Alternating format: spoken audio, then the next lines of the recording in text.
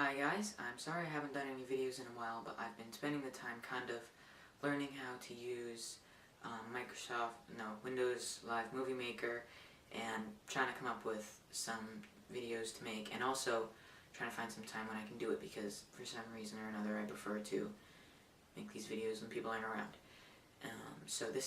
I'm starting on a tutorial series. It's going to be 3 parts and it should be pretty interesting. It will probably take me 3 weeks to make it because as I said, I prefer to only do it when people aren't around in the house, and it only turns out to be about once a week. So the series is going to be called Model Kitting for Beginners, and this is part 1 in the tutorial, your work area. So I will be showing you some things to set up, and then in the second parts, part 2 will be construction, part 3 will be painting, and in part 2 I will show you some tips about putting them together, and then in part 3 I'll be showing you some tips about painting both with a brush and with sprays. So this, as I said, is going to be called Model Kitting for Beginners. So it's for all of you who want to get at model kitting, but don't really.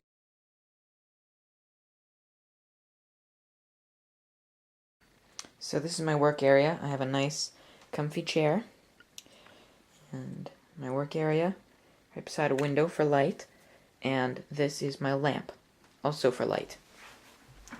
So it's important to have lots of light when you're doing something like this, and I'll show you some things that you want to have for your work area. You want a nice good table, and you want a tablecloth on it so that it doesn't matter if you get paint or glue or anything on it. Also, some things you want are a cutting board, just a small one. It's for cutting the pieces out of the frames. And you want a good set of tweezers. Now, as you can tell by all the paint on the end of this set has been well used. I've got a kit, a set of 5 here. I have a pretty big, I have a big head one, I have an angled head, I have a smaller wide one, I have a very pointy one, and I have a almost same pointy one. So that's the set of tweezers that I have. And you also want a set of nice brushes. You probably want these ones. I'm not sure what the brand is, but they've got white handles and that silver end bit. And also what you're going to want is a nice fine brush. It's in this plastic case right now so that the bristles don't get messed up, but I'm going to get into all that in the painting section. Some other things you're going to want are a paper towel roll, definitely, possibly some tape, and maybe a drink. One thing is you're going to want an area that can be ventilated. So since mine is right beside a window, I can open the window if I want to ventilate it, because the paint and glue fumes can get bad sometimes. You are going to want some glue. I would recommend this Testors glue. It comes in a light blue package. It is a non-toxic glue for modeling. If you go to get glue, you can get this at places like Michael's and different hobby shops. If you go to get glue, there's stuff like this. It's in a red package. Actually, I have some here. Hold on. This stuff. It's the red stuff. It's the same glue. It sucks, is the thing. So, if I can show you these here, this one, the blue one, says non-toxic cement. This one does not. It is by no means non-toxic. It smells awful, and it says here, warning, flammable, vapor harmful. So, if you buy this red stuff, you are going to want to get some sort of a mask, dust mask or something, or turn on a fan or something blowing directly at your glue, because this stuff smells and it is toxic do not breathe this stuff in. This one is way better. So, okay.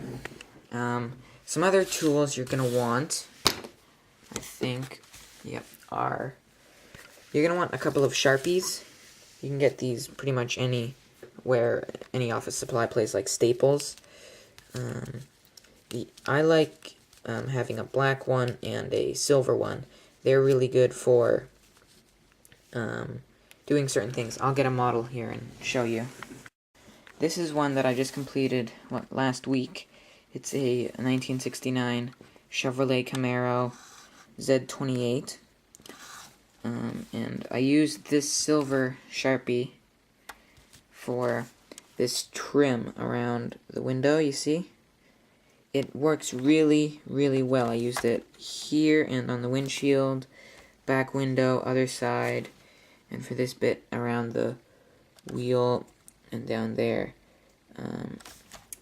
It works really well as long as you don't get careless with it, like, hold on.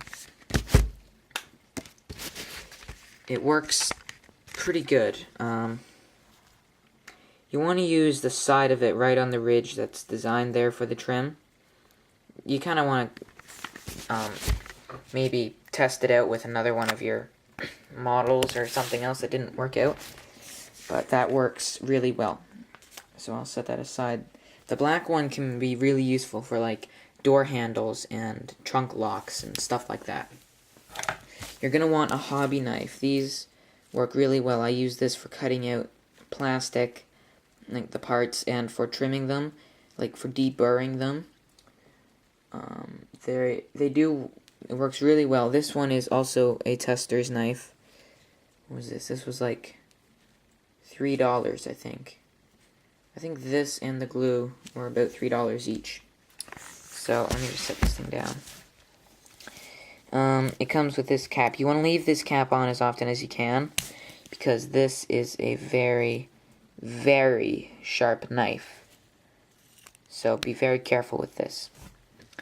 Also, what you're going to want are some toothpicks. These are really useful. I use one for gluing, because you don't want to apply the glue right from the tip of the glue thing. You want to use a toothpick, because you can apply it with a toothpick really easily, and you want to do that.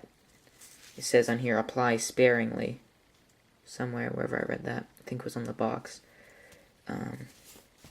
And also you want to use some of these toothpicks for, I'm not sure if I've been saying Q-tip or not, hopefully not, but when you use some of these toothpicks for the glue, if you take a glue, like with these paints, once you shake it up, one thing I like to do is I just kind of flip it over and do that, so that when I unscrew it, I get some of the paint on the cap, so then I can get it with a toothpick. I'll explain that better with the glue one. But yeah. Another thing I find really handy is this. My brother got this at the dollar store and he lets me use it. It's for opening lids. So I'm just going to get the tripod so I can do this with two hands. Okay, so with this, how you use it is this here. You can pull it back and then, so set it to whatever size your lid is, and then you wrap this rubber bit around the lid and then just pull that up. It's nice and tight, and then you can try to open it holding onto these rubber bits, and it works really well, I find, because sometimes if you don't use your paints for a long time, then they'll get the lids will start to stick, especially if you have some of these little ones with the metal lids and the glass. Those I find get really hard to get off. So this is a good tool to have in your model kitting arsenal. Paper towel is really good for setting stuff on.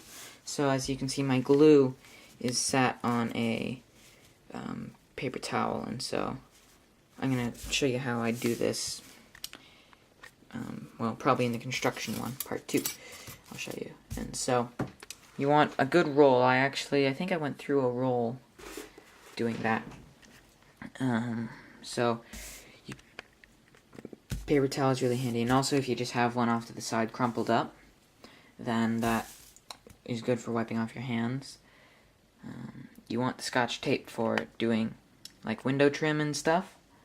I'll show you some of that in the construction video also.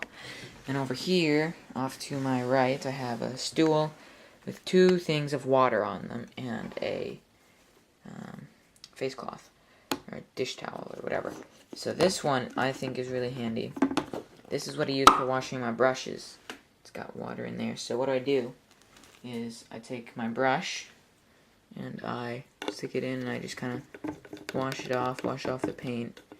Then I take it out and I wipe it off on that so that it will dry off. This other one is for decals. It's just a small one with one of these waterproof lids.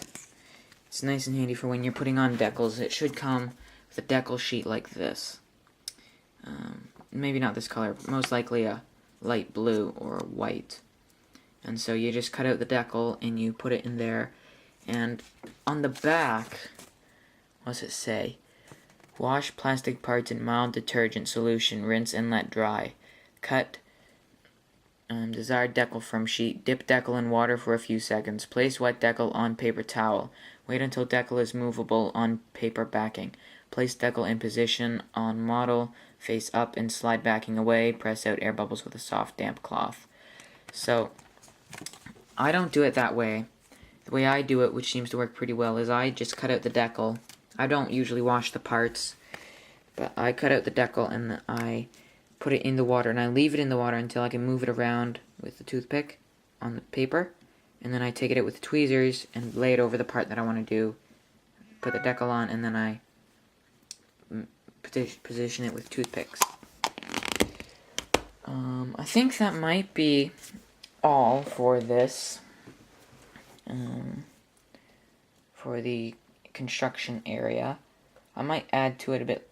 Oh, yes, this is one more thing, is these pictures. I always, whenever I'm doing a model, I print out pictures that I can consult from.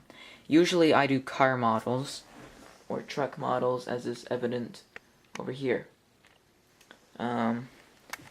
So I always try to get color photos off of Google or something, and I put them together in PowerPoint.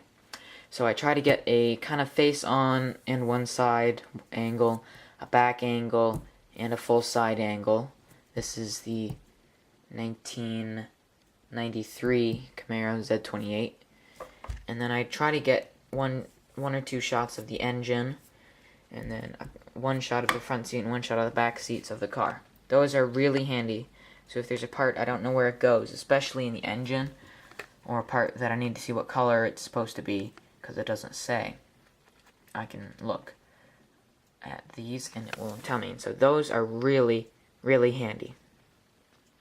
I think that's all. I will be back with part 2.